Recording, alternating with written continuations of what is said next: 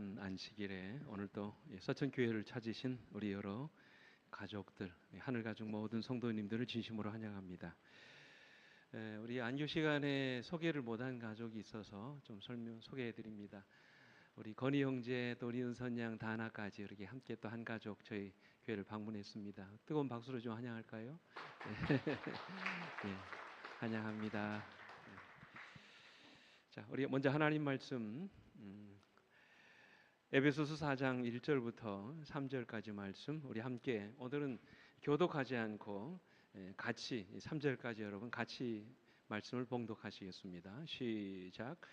그러므로 주 안에서 갇힌 내가 너희를 권하노니 너희가 부르심을 받은 일에 합당하게 행하여 모든 겸손과 온유로 하고 오래 참음으로 사랑 가운데서 서로 용납하고 평안에 매는 줄로 성령이 하나 되게 하신 것을 힘써 지키라. 아멘. 오늘 저는 이 말씀을 본문으로 해서 우리는 한 가족입니다, 그런 제목을 가지고 함께 말씀의 은혜를 나누겠습니다. 다시 한번 설 명절을 맞이해서 본교회를 방문하신 가족 여러분들과 성도님들을 진심으로 환영합니다. 사실 바쁜 일정들이 많이 있으시겠지만 이 거룩한 안식일을 구별하여 하나님의 전을 찾으신 여러분 모두에게 하나님의 놀라운 축복과 은혜가 이 시간 충만히 임하시기를 간절히 바랍니다. 명절을 맞이할 때마다 저는 항상 가족이라는 단어를 생각합니다. 여러분도 그러신가요? 이 가족이라는 말보다 더 우리의 마음을 따뜻하게 하고 편안하게 해주는 말은 없습니다. 그래서 사람들은 명절 때마다 어디를 찾습니까? 고향을 찾습니다. 여러분 왜 고향 찾습니까? 왜 그렇게 차가 밀리고 불편한 것들을 감수하면서 고향을 찾아옵니까? 이유는 딱 하나지요. 고향에 누가 있으니까? 가족이 있기 때문에 그렇습니다. 내가 의지하고 사랑하는 가족이 있기 때문이죠. 그리고 가족을 만나면 힘이 생기고 마음의 위로가 되기 때문에 그렇습니다. 가족과 만나면 같이 있으면 행복해지고 우리 마음이 편안해지기 때문에 그렇습니다.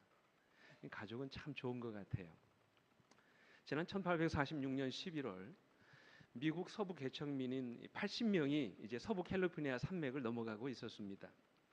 한참 서부 개척하던 그런 시대에 있었던 일입니다. 근데 그날따라 눈이 너무 많이 내리고 눈보라가 앞을 가려서 도저히 앞으로 전진할 수가 없게 됐습니다.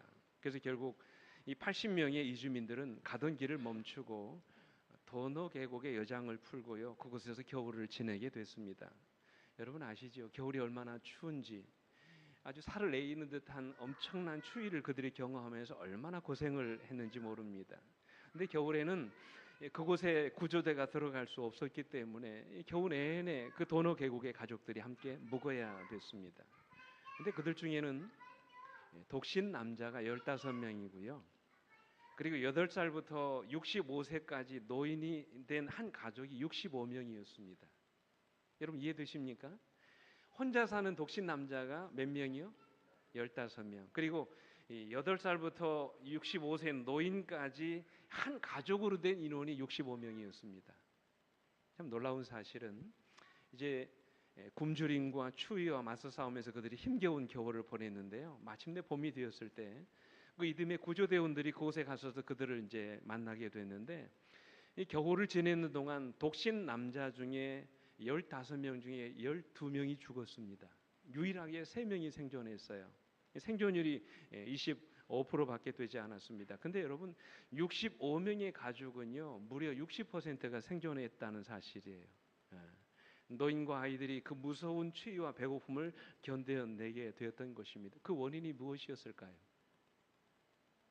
여러분 그 이유가 뭘까요? 그들에게는 누가 있었기 때문입니까? 가족이 있었기 때문입니다. 가족들이 서로 의지하고 격려해 주었기 때문에 그렇습니다. 그래서 혼자 사는 독신 젊은 남자들은 거의 다 죽었어요. 의지할 데가 없었기 때문이지요.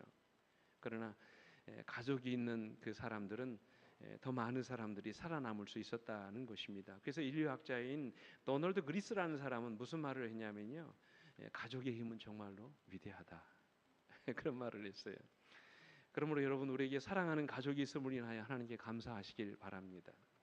나에게 사랑하는 부모가 계시고 자녀들이 있음을 인하여 하나님께 감사하시기 바랍니다. 그래도 나에게 의지할 가족이 있고 형제와 자매들이 있음을 인하여 하나님께 감사하시기 바랍니다. 가족은 하나님이 주신 가장 위대한 선물이에요. 믿으십니까? 네.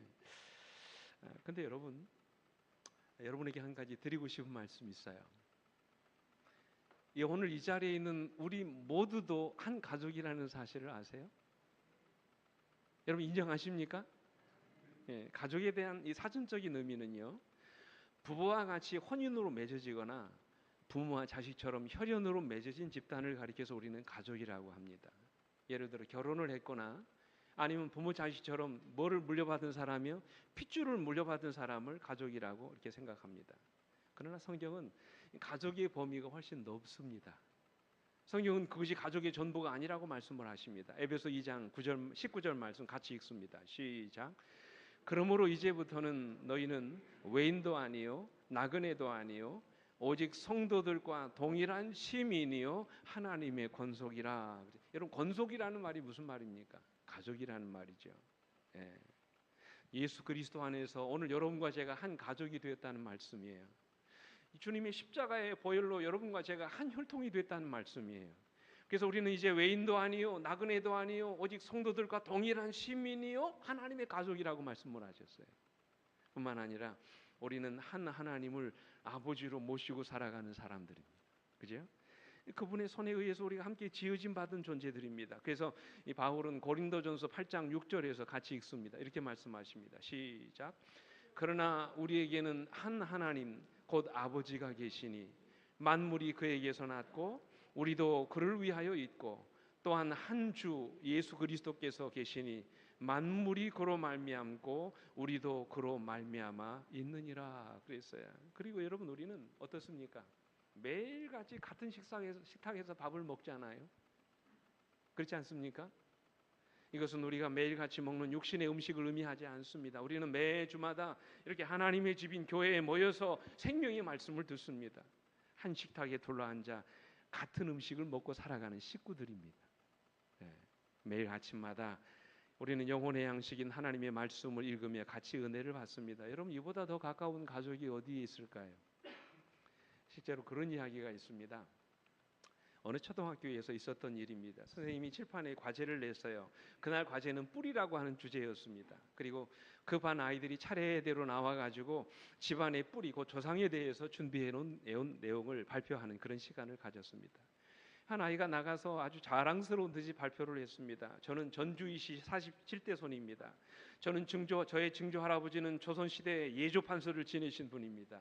저희 할아버지는요 어느 학교의 교장으로 역임하셨고요. 저희 아버지는 어느 큰 회사의 준역이십니다. 저는 저희 집안이 너무나도 자랑스럽습니다. 이렇게 발표하고 나갔습니다. 이 아이가 어깨를 으쓱거리면서 자기 자리로 돌아가자 그 다른 아이들이 이제 나와서 차례대로 돌아가면서 준비해오는 내용을 발표했습니다. 우리 어머니는 어떤 일을 하셨고요, 우리 할아버지는 무슨 분이시고요, 우리 아버지는 어떤 일을 하고 계시고요, 다 집안 자랑을 하면서 내려갔습니다. 근데 어느 한 아이가 앞으로 나가는 모습을 보는 순간 이 선생님의 가슴이 철렁하고 내려앉았습니다. 그 아이는 부모 없이 보육원에서 자라온 아이였습니다. 선생님은 이 시간이 그 아이에게 혹여라도 마음의 상처가 되었을 것이라는 생각으로 마음을 졸였습니다. 근데 전혀 뜻밖의 일이 일어났어요. 그날 이 아이가 아이들 앞에서 나가서 조용한 어투로 이렇게 발표를 하더라는 것입니다. 저희 아버지는 하늘에 계신 하나님이십니다. 저희 아버지는 이 세상의 모든 것의 주인이십니다. 저희 아버지에게는 자녀들이 아주 많이 있습니다. 그래서 저에게는 아주 많은 가족들이 있답니다. 특히 저희 아버지는 사랑이 많으신 분입니다. 그래서 그의 자녀들을 한 사람도 빠짐없이 누구나 똑같이 구원하시고 사랑하신답니다. 이 말을 듣고 있던 선생님의 두 눈가에서 뜨거운 눈물이 흘러내렸다고 합니다. 그렇습니다, 여러분.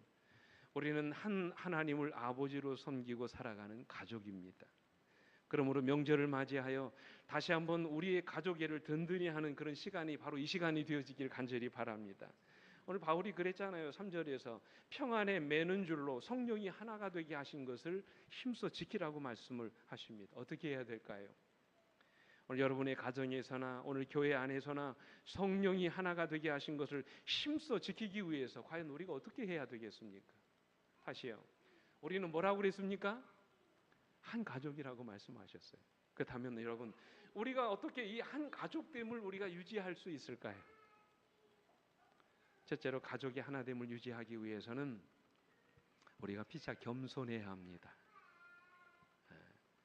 여러분, 우리가 가족의 하나됨을 유지하기 위해서는 피차 어떻게 해야 된다고요? 겸손해야 한다고 말씀을 하세요. 오늘 2절 말씀입니다. 이렇게 말씀하셨어요. 같이 읽습니다. 시작. 모든 겸손과 온유로 하고 오래 참음으로 사랑 가운데서 서로 용납하고 라고 말씀하셨어요. 여러분, 겸손이 뭡니까? 여러분, 겸손이 뭐예요?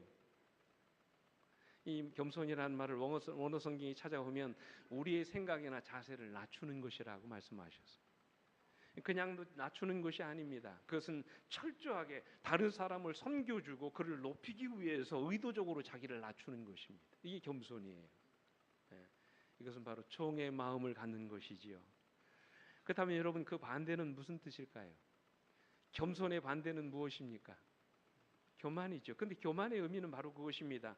다른 사람을 뭐 하는 거예요? 지배하려고 하는 것입니다. 자꾸 주장하려고 하는 것입니다. 그 사람들을 위해 군림하려고 하는 것입니다. 한번 생각해 보십시오. 한때 아름다웠던 가족의 교제가 깨어지고 서로 마음의 상처를 입게 되었다면 그것은 반드시 그들 가운데 누군가가 겸손하지 못했기 때문입니다. 우리 중에 누군가가 상대방을 지배하려고 한다든지 주장하려고 한다든지 함부로 대하려고 할 때 가족의 관계는 깨어지고 마음의 상처를 입게 되는 것입니다. 그래서 겸손만이 우리의 관계가 깨어지지 않도록 만들어주는 가장 최선의 방법이라고 성경은 말씀하십니다. 그래서 이 사도 바울은 빌립보서 2장의 말씀에서 이렇게 말씀하시죠. 우리에게 너희 안에 이 마음을 품으라. 곧 그리스도 예수의 마음이니 그는 근본 하나님의 본체이시나 하나님과 동등됨을 취할 것으로 여기지 아니하시고 오히려 자기를 비워 종의 형체를 가지사 사람들과 같이 되셨고 사람의 모양으로 나타나사 보세요. 자기를 뭐 하시고 낮추시고 죽기까지 복종하셨으니 그 십자가에 죽으심이라 말씀하셨어요. 이 겸손이라는 단어의 아름다움과 그 의미를 가장 위대하게 만드신 분은 바로 우리 주님이십니다. 주님은 스스로 고백하기를 나는 마음이 온유하고 겸손하니라고 말씀하셨어요. 그리고 주님이 이 땅에 오신 목적에 대해서 인자가 온 것은 섬김을 받으려 함이 아니라 도리어 섬기려 하고 자기 목숨을 많은 사람의 대속물로 주기 위해서 이 땅에 오신 것이라고 말씀하셨어요. 그래서 주님은 철저하게 자기를 비우고 사셨어요. 십자가에 죽으시기까지 자신을 낮추셨다고 말씀을 하세요. 여러분, 이것이 바로 겸손입니다. 우리 영감의 글에 나오는 겸손의 글을 여러분 한번 들어보시기 바랍니다.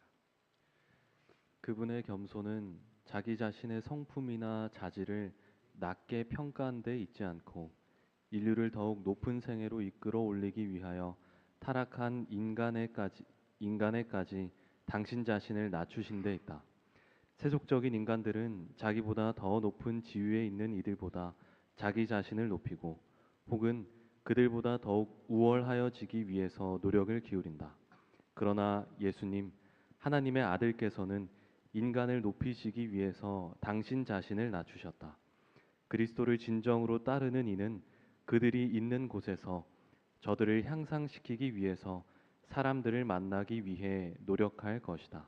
아멘. 여기 가장 감동적인 말씀이 뭡니까? 예수님께서는 인간을 뭐 하시기 위해서 자기를 낮추셨다고요? 높이시기 위해서. 그 부유하신 분이 우리를 부유하게 하시기 위해서 스스로 가난한 자가 되셨어요. 이게 진정한 겸손이라는 말씀이죠. 나를 비우고 다른 사람을 높여주는 것, 그게 겸손입니다. 내가 아닌 다른 사람들을 적극적으로 섬겨주는 것, 그게 겸손이라는 것이죠. 옛날 어느 왕이 이 나라의 요리사를 고용해서 이제 음식을 먹었는데 그날따라 음식이 그렇게 맛이 있더랍니다. 그래서 내가 요리사에게 좀 상을 줘야 되겠다 생각하고 요리사를 이제 불렀습니다. 근데 요리사가 뭐라고 하냐면 왕이시여, 그저 요리는 기술일 뿐 저에게 야채를 제공한 사람의 공이 더 큽니다. 그렇게 말하는 거예요.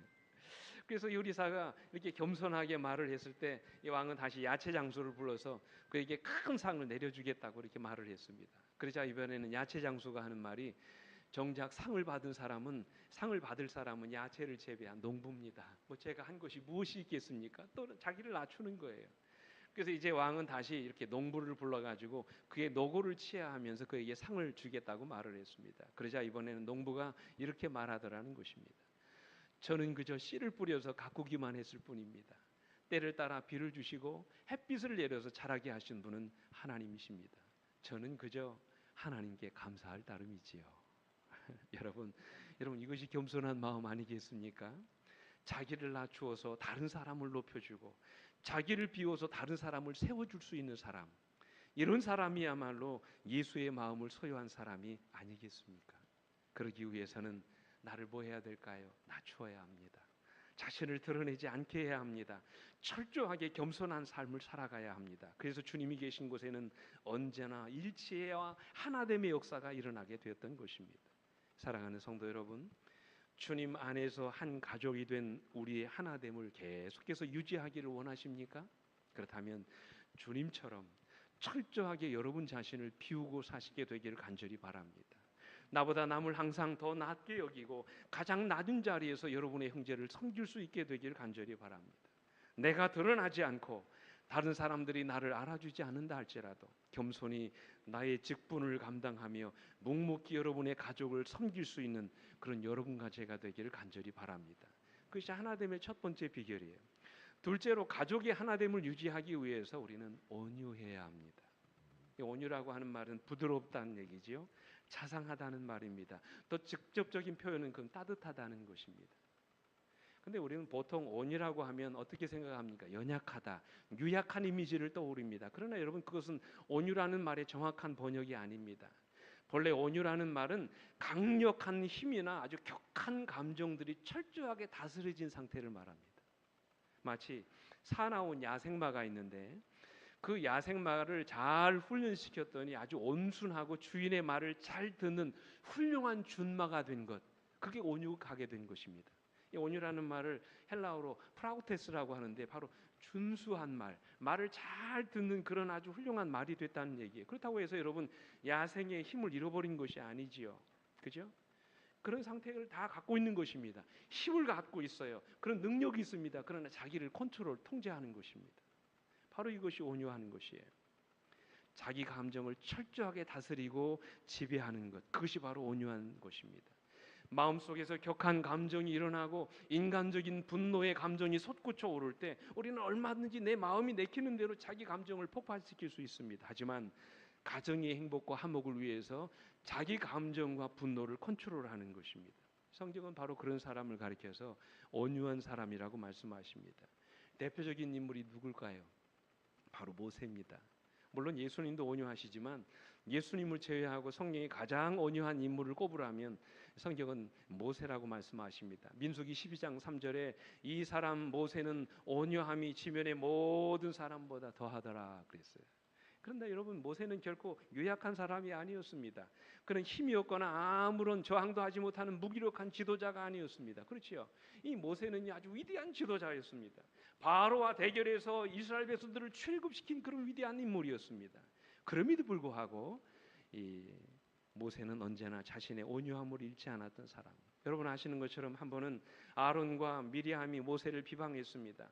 모세의 아내인 칩보라를 질투하면서 그가 구스 여자, 피부가 검은 여자를 아내를 맞이해 드렸다고 해서 그를 불평하고 비방하기 시작했습니다.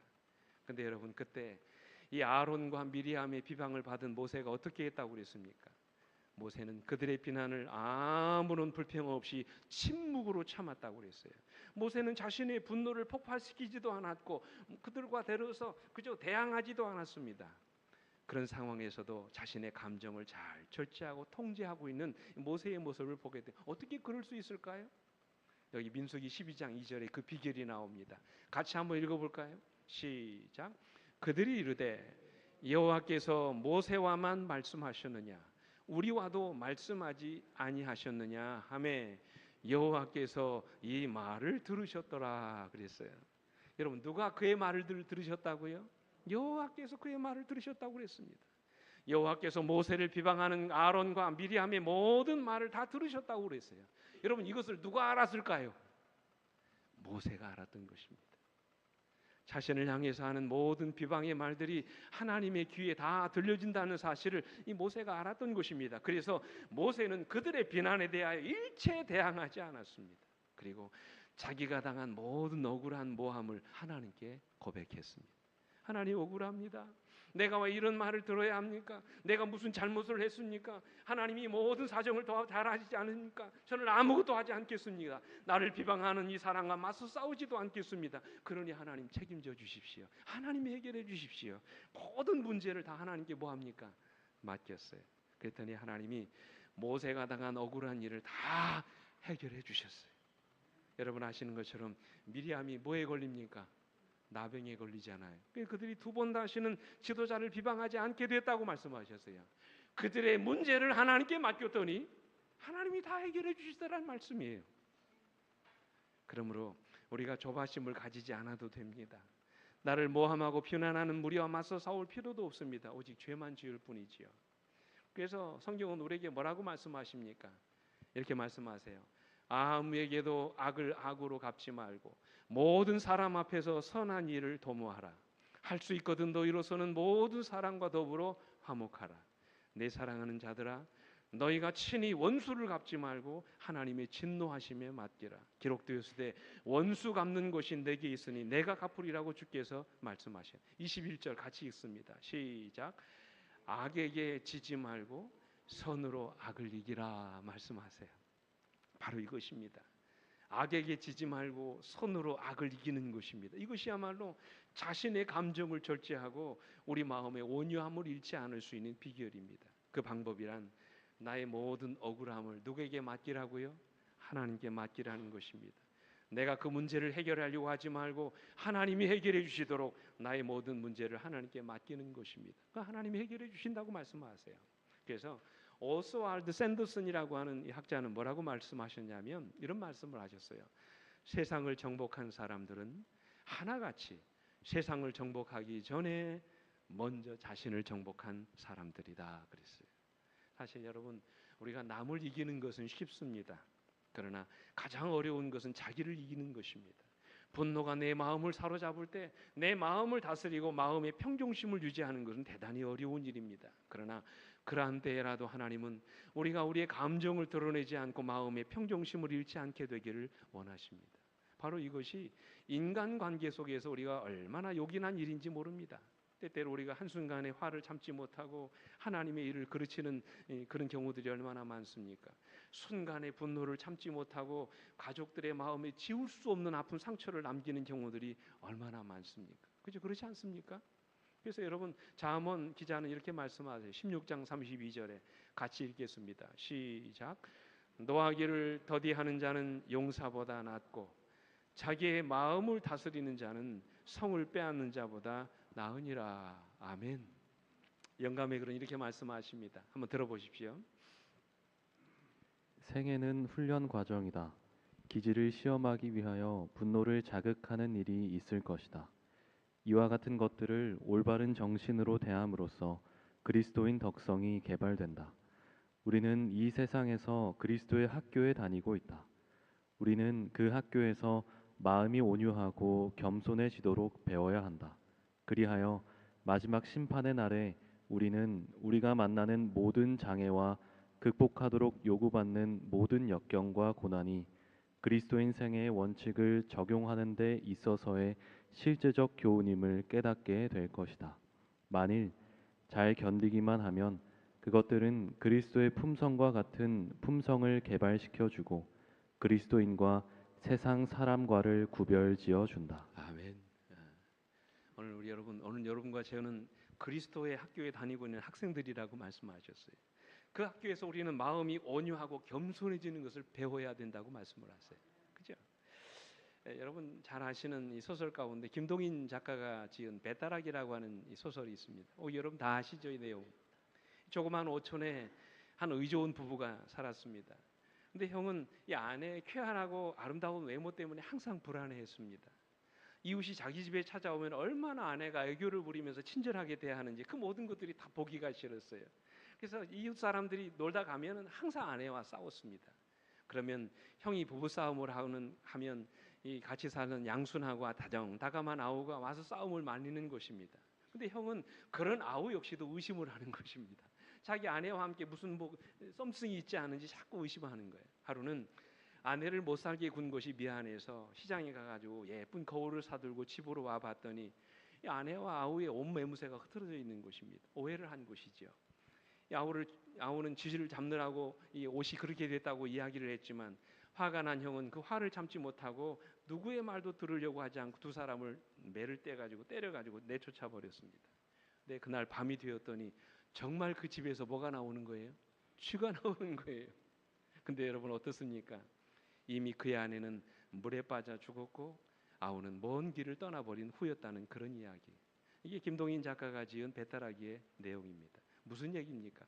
사랑하는 성도 여러분, 우리는 주변에서 자신을 다스리지 못하고 분노를 억누르지 못함으로 우리 가족 간의 관계가 깨어지는 것들을 자주 목격합니다. 그것은 가정이나 교회에서나 마찬가지입니다. 우리에게 자기를 다스리며 총대할 수 있는 능력이 필요합니다. 하나님 앞에 모든 결정을 맡기고 공동체의 유익을 위해서, 가정의 화목을 위해서 자기의 생각을 양보하고 자기의 감정을 잘 컨트롤할 수 있는 여러분과 제가 되기를 간절히 바랍니다. 그때 우리의 가족이, 우리의 하나됨이 깨어지지 않고 아름다운 관계를 유지할 수 있게 되는 것입니다. 그러기 위해서는 항상 우리 마음에 뭐를 잃지 않아야 돼요? 부드러움, 온유함을 잃지 않으셔야 합니다. 셋째로 가족의 하나됨을 유지하기 위해서 우리에게 필요한 것은 인내입니다. 그래서 어떤 분은 뭐라고 말씀하시냐면 사람이 얼마나 영적으로 성숙한 사람인지 아닌지를 측정해 볼 수 있는 방법은 그가 얼마나 인내하는 사람인지를 보면 알 수 있다 그랬어요. 참 중요한 말 아닙니까? 사도 바울 역시 자신의 사도됨의 증표를 이야기하면서 가장 먼저 오래 참음을 말씀하셨어요. 여러분 고린도후서 보십시오. 고린도후서 12장 12절의 말씀 한번 같이 읽습니다. 시작. 사도의 표가 된 것은 내가 너희 가운데서 모든 참음과 표적과 기사와 능력을 행한 것이라 그랬어요. 보세요. 바울이 자신의 사도됨을 증거하면서 가장 먼저 한 것이 무엇입니까? 참음, 인내라고 말씀을 하셨어요. 이 참음을 누구에게서 배웠을까요? 우리 예수님에게서 배웠을 것입니다. 디모데전서 1장 16절에 보면 그러나 내가 긍휼을 입은 까닭은 예수 그리스도께서 내게 먼저 일체 오래 참음을 보이사 말씀하셨어요. 이 주님의 오래 참으심 때문에 우리가 구원받고 은혜를 입게 되었다는 그 말씀입니다. 그래서 바울은 그의 생애의 마지막으로 보낸 편지에서 그가 복음으로 사람들을 구원하여 영생에 이르게 하기 위해서 필요한 것들 역시 인내라고 말씀하셨어요. 그러면서 디모데후서 2장 12절에서 이렇게 말씀하십니다. 참으면 또한 함께 왕노릇할 것이요 우리가 주를 부인하면 주도 우리를 부인할 것이니라 말씀하셨어요. 어떤 일이든지 우리가 참으면 어떻게 한다고요? 함께 왕노릇한다고 말씀을 하셨어요. 그러나 그렇지 못함으로 인해서 우리가 이 관계를 어그러뜨리는 일들이 얼마나 많습니까? 그러면서 디모데후서 2장 24절에서 뭐라고 말씀하십니까? 지도자들에게 주의 종은 마땅히 다투지 아니하고 모든 사람에 대하여 온유하며 가르치기를 잘하며 그다음 뭐라고 말씀하십니까? 참으며라고 말씀하세요. 말씀을 가르치는 자나 복음을 전파하는 자들에게 필요한 것이 뭐라고 말씀하셨어요? 인내하는 것이라고 말씀하세요. 그러면서 마지막으로 결론적으로 이렇게 말씀하십니다. 디모데후서 4장 2절에 너는 말씀을 전파하라. 때를 얻든지 못 얻든지 항상 힘쓰라. 범사에 오래 참음과 가르침으로 경책하며 경계하며 권하라 하고 말씀하세요. 질문 드립니다. 여러분 왜 이토록 인내가 중요합니까? 왜 우리가 오래 참아야 될까요? 그것은 바로 인내가, 들으십시오, 인내가 사랑의 본질이기 때문에 그렇습니다. 사랑의 알파와 오메가가 뭐예요? 인내하는 것입니다. 그래서 여러분 인내하는 사람은 사랑하는 사람이고 사랑하는 사람은 반드시 뭐하게 돼 있어요? 인내하게 돼 있어요. 이 말은 여러분 다시 말하면 무슨 말입니까? 우리가 오래 참지 못하는 이유는 우리 안에 뭐가 없기 때문이라는 말이에요. 사랑이 없기 때문이라는 말씀. 그래서 여러분 바울이 사랑장, 고린도전서 13장에서 사랑을 말씀하시면서 사랑은 가장 먼저 뭐 하고요? 오래 참고. 사랑은 온유하며 사랑은 시기 하지 아니하며 사랑은 무례히 행하지 아니하고 쭉 말씀하시면서 모든 것을 바라며 모든 것을 견디며 모든 것을 참느니라고 말씀하신 거예요. 여러분 사랑의 알파와 오메가가 뭡니까? 인내하는 것입니다. 인내하는 사람은 사랑하는 사람이에요. 사랑하기 때문에 뭐 하는 거예요? 인내하는 것입니다. 기다릴 수 있게 되는 것입니다. 우리 주님도 십자가의 고난을 참으셨다고 말씀하시지요. 히브리 12장 2절에 믿음의 주여 또 온전하게 하시는 이 예수를 바라보자. 그는 그 앞에 있는 기쁨을 위하여 십자가를 보하셨다고요. 참으셨다. 왜 주님이 참으셨습니까? 우리를 보하시기 때문입니까? 사랑하시기 때문이죠. 사랑하는 우리 성도 여러분, 우리의 교제가 때때로 한 사람의 조급함 때문에 깨어지는 경우들이 얼마나 많습니까?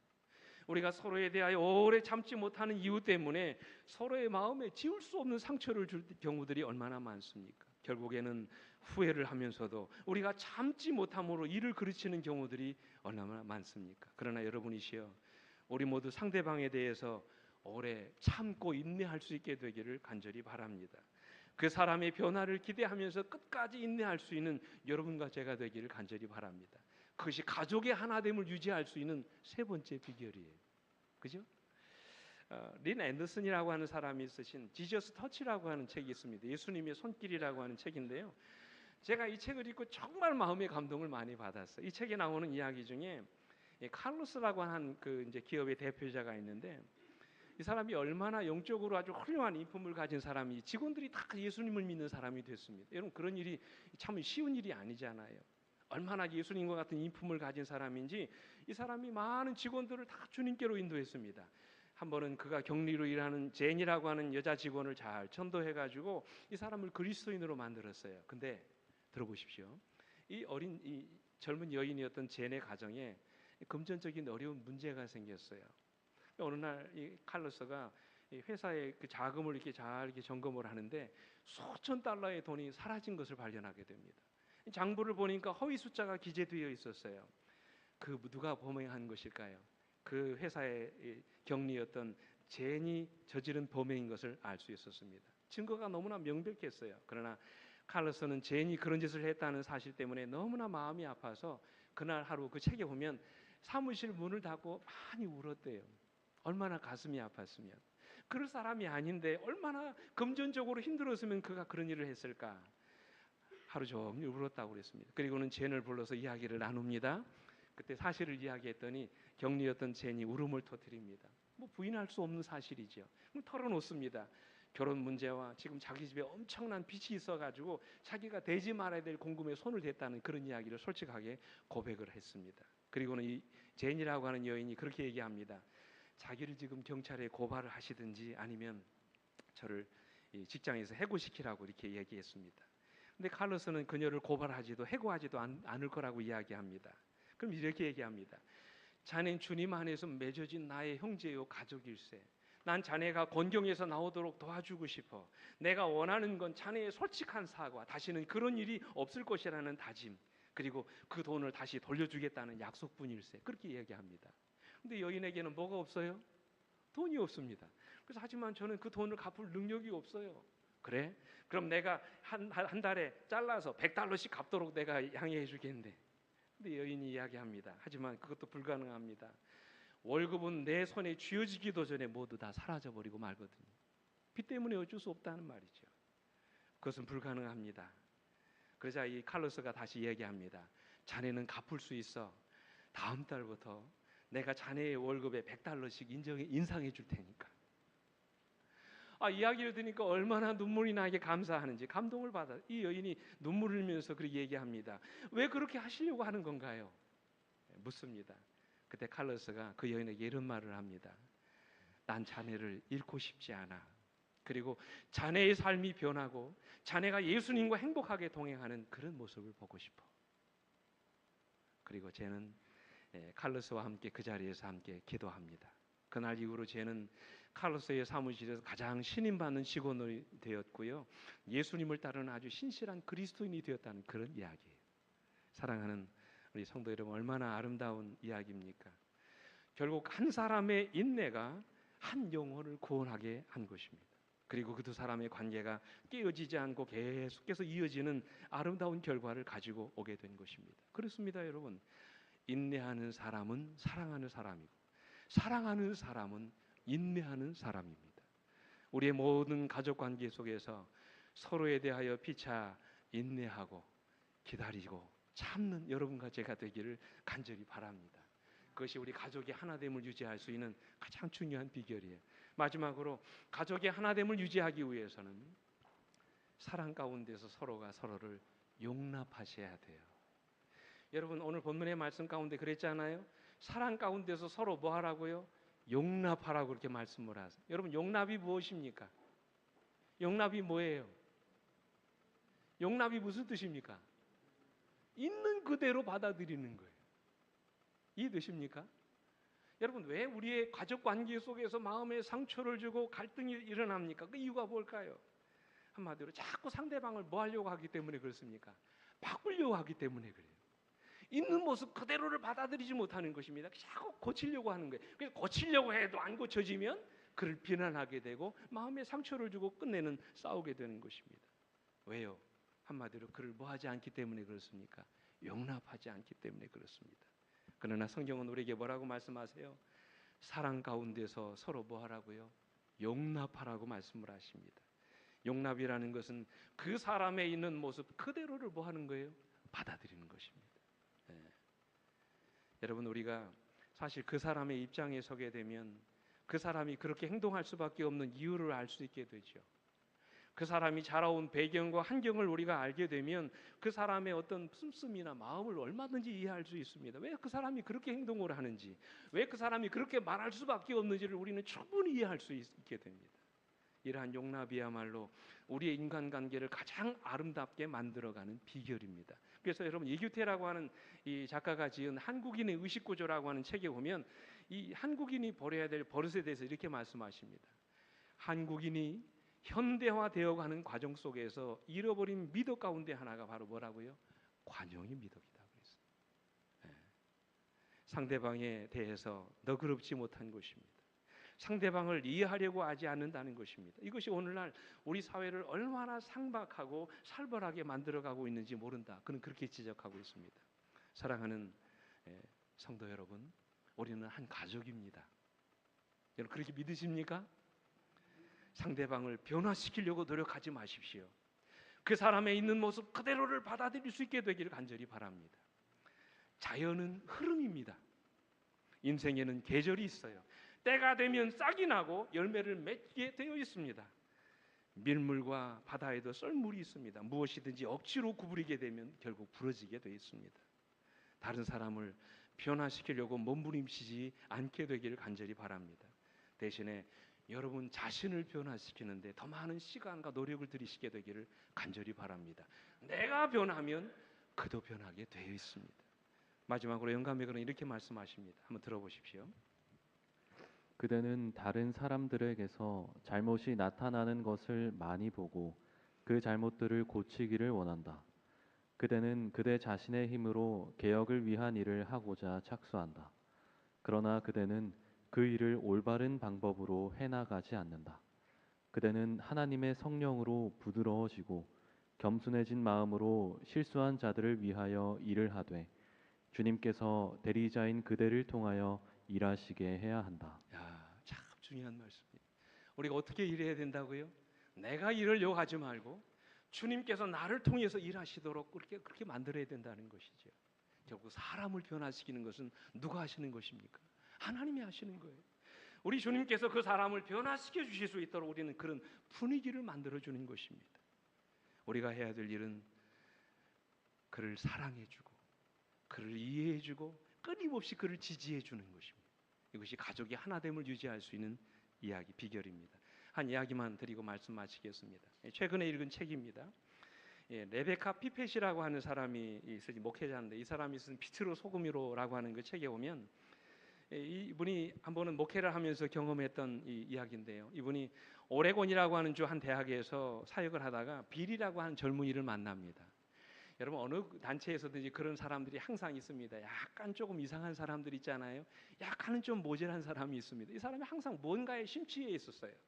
그리고는 그런 이 자기가 항상 뭔가에 콜에 있으면서 머리카락도 그냥 산발로 헤치고 다니고 옷도 마음대로 그냥 이렇게 아무거나 이렇게 입고 다니고 특별히 이 사람은요 교회에 올 때도 뭐를 신지 않았냐면 신발을 신지 않았어요. 특별한 그런 신자였습니다. 근데 이 사람이 어느 날 예수님을 영접하고 그리스도인이 되죠. 그리고 그 당시 그가 다니던 대학 건너편에 있던 이 교회에 이제 출석을 하게 된 것입니다. 근데 어느 주일날 이 비리 교회 예배드리려고 하는데 그날따라 신자들이 그냥 만원이었어요. 빈자리가 없이 꽉 들어찬 것입니다. 결국 그는 청바지에 티셔츠 차림을 입고 그것도 맨발로 걸어서 이제 앞에까지 가게 되지요. 근데 앞자리에 가도 앞자리에 뭐가 없습니까? 빈자리가 없습니까? 어떻게 해야 합니까? 대부분 정상적인 사람은 어떻게 합니까? 다시 나가지요. 근데 이 사람은 어떻게 하냐면 맨 앞자리 통로에 그냥 철썩 주저앉아 가지고 그날 예배를 드렸다는 것입니다. 그러자 교회 안에 있는 이 사람들이 신자들의 분위기가 이제 긴장감이 감돌기 시작했습니다. 뭔 일이 터질 것 같은 불안한 마음이 드는 것입니다. 근데 갑자기 저 중간에서 한 나이 많은 노인이 그 자리에서 벌떡 일어나셨습니다. 그리고는 비를 향해서 걸어가는 것이었습니다. 비를 아는 학생들은 이렇게 생각했어요. 저 노신사가 빌이 그리스도인이 아니라고 생각하고 빌에게 뭐 하려고요? 꾸중을 하기 위해서 다가가고 있을 거야. 저분이 문제가 아니라 저런 모습을 하고 있는 빌이 문제야. 다 그런 시각으로 바라보고 있었어요. 근데 여러분, 그 노신사가 빌을 향해서 다가가더니 어떻게 합니까? 빌처럼 그 자리에 쭈그리고 앉아서 빌 옆에서 같이 예배를 드렸다는 거예요. 예배가 끝나는 시간까지 빌 옆에 쭈그리고 앉아서 함께 예배를 드려줬다는 것입니다. 그 광경을 보면서 예배를 드린 모든 교우들의 눈시울이 뜨거워졌다는 그런 이야기예요. 사랑하는 우리 성도 여러분, 다시 말씀드립니다. 우리는 한 가족이에요. 이 교회는 아주 다양한 사람들이 모이는 신앙 공동체입니다. 이런 공동체 안에서 우리가 하나됨을 유지하는 것은 대단히 어려운 일이에요. 그럼에도 불구하고 오늘 사도 바울은 평안에 매는 줄로 성령이 하나 되게 하신 것을 힘써 지키라고 말씀을 하십니다. 어떻게 그 일이 가능할까요? 그것은 서로의 다름을 인정하고 그 사람에 있는 모습 그대로를 받아들이는 것입니다. 오직 그가 사랑 안에서 참된 것을 하여 범사에 그리스도에 이르기까지 자라나도록 도와주는 것입니다. 교회가 그를 지지해주고 있으면 변함없이 사랑하고 있다는 사실을 느낄 수 있게 해줘야 합니다. 비록 연약한 모습이 보일지라도 함부로 변환하지 않으며 그가 온전한 그리스도인으로 자라나기까지 그를 사랑으로 용납해 줘야 합니다. 이것이 교회가 해야 될 일이에요. 그것이 진정한 가족입니다. 우리는 그리스도의 피로 맺은 한 가족이에요. 하나님을 한 아버지로 모시고 살아가는 그분의 자녀들입니다. 그리고 매일같이 같은 식탁에서 말씀의 양식을 먹는 그야말로 한 식구입니다. 부디 우리 가족의 하나됨을 힘써 지키시게 되기를 간절히 바랍니다. 주님 오시는 그날 한 영혼도 잃어버려지지 않고 우리 모두 다 함께 천국에 들어가시는 그런 귀한 우리 가족들 되시기를 간절히 바라면서 오늘 말씀을 마치겠습니다. 함께 일어나셔서 찬양합니다.